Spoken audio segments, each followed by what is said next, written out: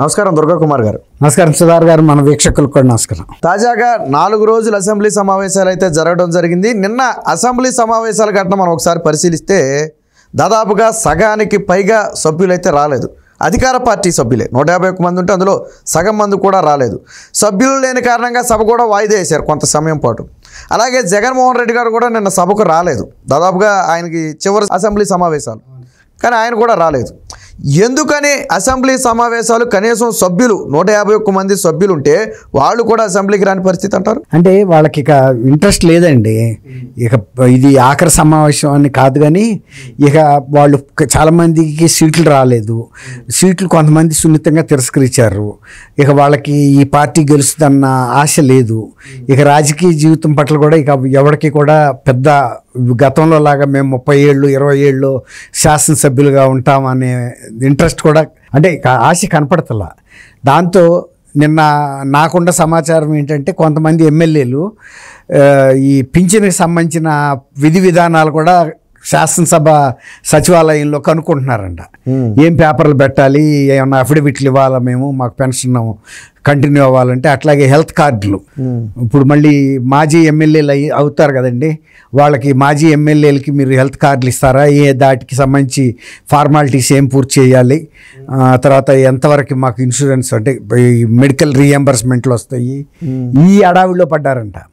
దాంతో మీరు అన్నట్టు శాసనసభలో ఎవరో పెద్ద కనపడలా. తర్వాత కొన్ని బిల్స్ పాస్ చేయాలన్నప్పుడు మినిమం కోరం ఉండాలండి. ఇంట్రడ్యూస్ చేయాలన్నా కూడా బిల్లుని, అంటే కనీస సభ్యులు లేకపోవటం వలన వాయిదా వేశారు. అది ఎవరు చూసుకోవాలండి? విప్పు, పార్టీ విప్పు, అధికార పార్టీ విప్పు మెంబర్స్ని సభలో మినిమం నంబర్ ఉండేటట్టు చూసుకోవాలి, ఇది వాయిదా పడకుండా. ఇప్పుడు సీఎం గారు నిన్న వచ్చినా కూడా ఆయన సీఎం కార్యాలయానికే పరిమితం అయ్యాడు, కానీ వచ్చి శాసనసభలో ఆయన కూర్చోవాలంటే కూడా ఆయనకి ముఖం చెల్లలేదని చెబుతున్నారు. ఎందువల్లంటే చాలామంది శాసనసభ్యులు గుర్రుగా ఉన్నారు, టికెట్లు ఇవ్వలేదని, తర్వాత డ్రాప్ చేస్తామని ముఖానే చెప్పారు, మీ పెర్ఫార్మెన్స్ బాగాలేదని. ఈ విధంగా చాలామందికి అసలు ఈయన్ని చూడాలని వాళ్ళని చూసి తలెత్తుకునే పరిస్థితిలో ఈయన లేడు. కాబట్టి ఎవరన్నా ముఖ్యుల్ని ఆయన దీంట్లో కార్యాలయంలోకి పిలిపించుకుని ఆయన పర్సనల్ రూమ్లోకి ఇక మాట్లాడేసి హడావిడిగా బయటికి వెళ్ళిపోయినట్టుగా మనకి సమాచారం తెలుస్తుంది.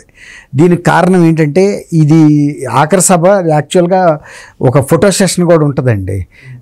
శాసనసభ్యులు, స్పీకరు వీళ్ళందరూ ఉండి ఫోటో దిగుతారు, మంత్రులు. కానీ నిన్న ఆ సెషన్కి తగ్గ ఏర్పాట్లు కూడా శాసనసభ కార్యాలయం వాళ్ళు చేశారు, సచివాలయం వాళ్ళు.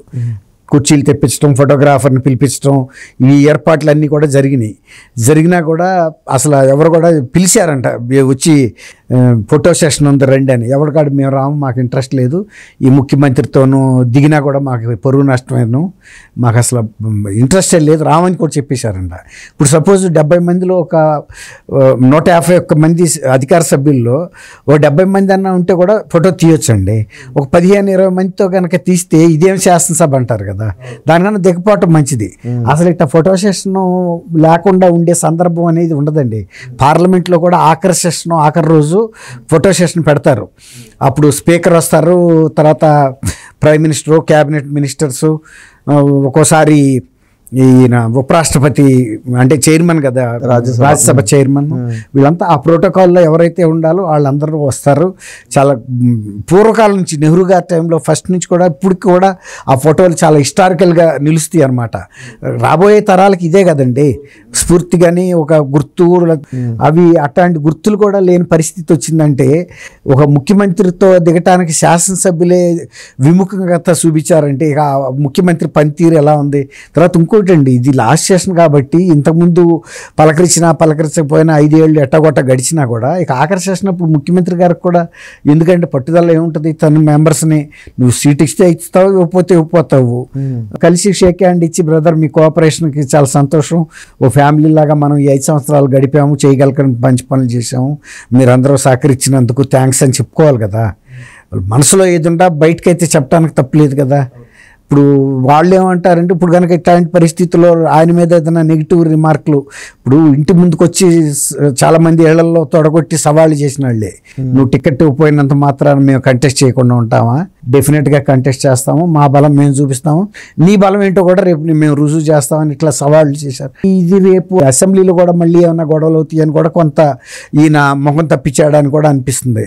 ఎందుకంటే ఒక ఎంబ్రాసింగ్ సిచ్యువేషను, కొంచెం ఇబ్బందికరమైన వాతావరణాన్ని తప్పించాడని కూడా నాకు అనిపిస్తూ ఉంది. గతంలో మీరు అంటే మీకు చాలా రాజకీయ అనుభవం ఉంది కాబట్టి గతంలో ఎప్పుడైనా అలాగా సభ్యులు, అధికార పార్టీ సభ్యులు కూడా సగం మంది రాని సందర్భం గతంలో ఎప్పుడైనా మీకు ఎదురైందా? ఉండదండి. ఇప్పుడు ఇంకోటి సుధార్ గారు, ఆ పర్టికులర్ టైంలో సపోజ్ వాళ్ళు ఎట్లా ఉంటారంటే కొంతమంది క్యాంటీన్కి వెళ్ళటం, లేకపోతే లాంజెస్లో కూర్చోవటం ఇలాంటివి ఉంటాయి. ఒక్కసారి మళ్ళీ గంట మోగించారనుకోండి, పట్టుబడి పరిగెత్తుకుంటూ వెళ్తారు, సగం ఛాయ్ తాగి కూడా అక్కడ పెట్టేసి స్కూల్ పిల్లల్లాగా. ఎందుకంటే గంట కొట్టారంటే ఇప్పుడు అక్కడ ఎమర్జెన్సీ ఉందని, అప్పుడు గబగబా వెళ్ళిపోయి ఆ కాసేపు బిల్లు పాస్ చేసేదాకా ఉండి మళ్ళీ పాస్ చేసిన తర్వాత వచ్చేసిన కూర ఉండాలేకపోయినా పెద్ద పట్టించుకోవాల్సిన అవసరం లేదు. కొంచెం అటు ఇటు ఉండ స్పీకర్ రన్ చేసేస్తూ ఉంటాడు, రెగ్యులర్ బిజినెస్. కానీ కొన్ని పర్టికులర్ సందర్భాల్లో మాత్రం ఖచ్చితంగా మినిమం కోరం అయితే ఉండాలండి. మినిమం కోరం లేకపోతే ఇప్పుడు గ్రామ పంచాయతీల్లో కూడా ఎలాంటి పరిస్థితి ఉంటుందో ఎక్కడైనా పార్లమెంటరీ వ్యవస్థలో ఈ మినిమం కోరం అనేది కామన్ ఉండాలి. పార్లమెంట్లో అయినా, రాజ్యసభ అయినా, ఎక్కడైనా కూడా. మరి అది చూసుకోవాల్సింది వీళ్ళు విప్పు ఉంటారు, చీఫ్ విప్ కాకుండా విప్పులు కూడా ఉంటారు.